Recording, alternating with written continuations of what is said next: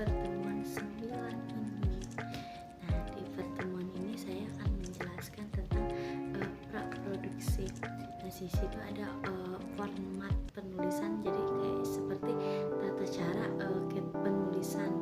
Yang pertama itu penulisan untuk menulis skenario atau menyusun skenario atau judulnya bisa berbeda-beda tergantung gaya dan penulisan skenario. Nah, di sini ada pertama judul skenario. Jadi judul scan itu berisi satu nomor scan keterangan luar dalam ruangan, dan juga biasa memakai istilah eksterior atau interior,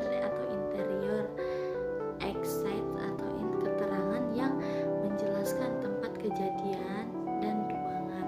Yang kedua ada nama pemeran. Nah, nama pemeran ini ada pada format penulisan internasional. Nama pemeran ini tidak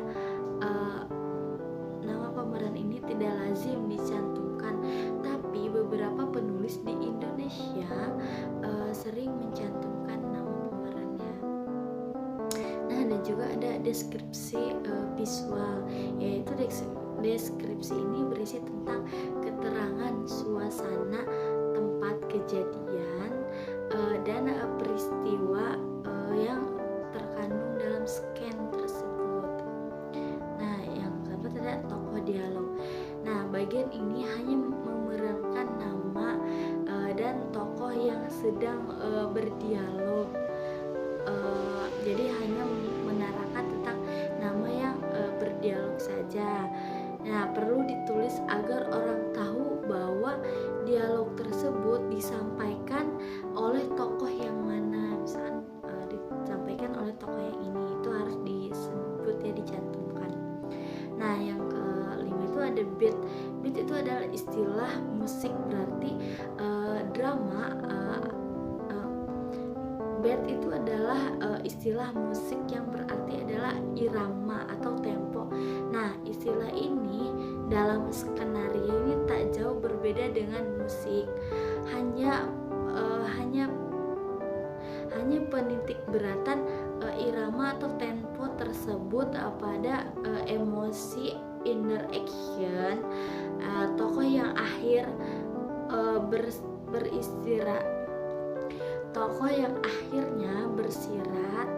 akhirnya tersirat dalam ekspresi. Wahyu Sihombing, dosen penyutradaraan IKI, menurut Beat adalah kata kerja aktif yang berisi pikiran, perasaan, emosi, dan emosi tokoh.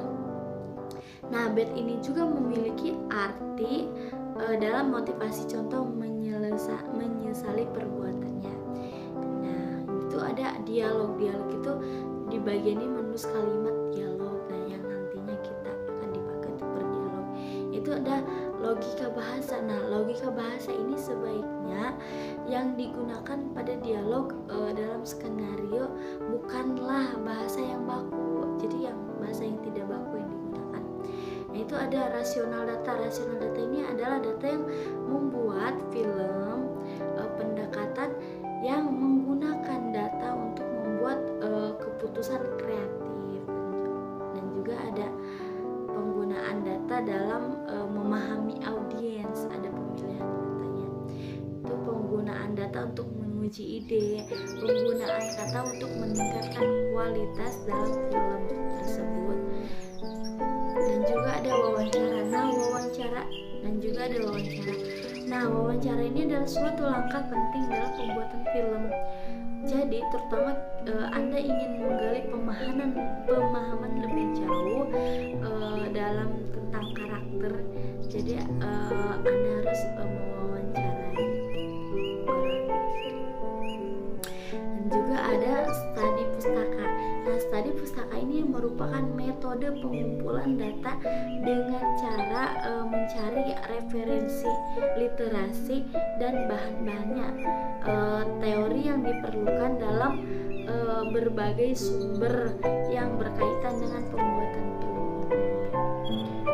Terakhir ada data visual. Nah, istilah data visual ini ada konteks pembuatan film.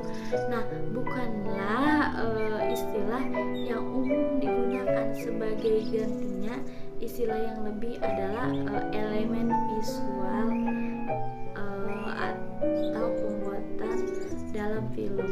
Visual ini adalah istilah yang kurang tepat dalam konteks kerja pembuatan film. Nah, di situ juga ada gambar, itu adalah elemen visual dengan paling dasar, adalah elemen visual paling mendasar dalam film.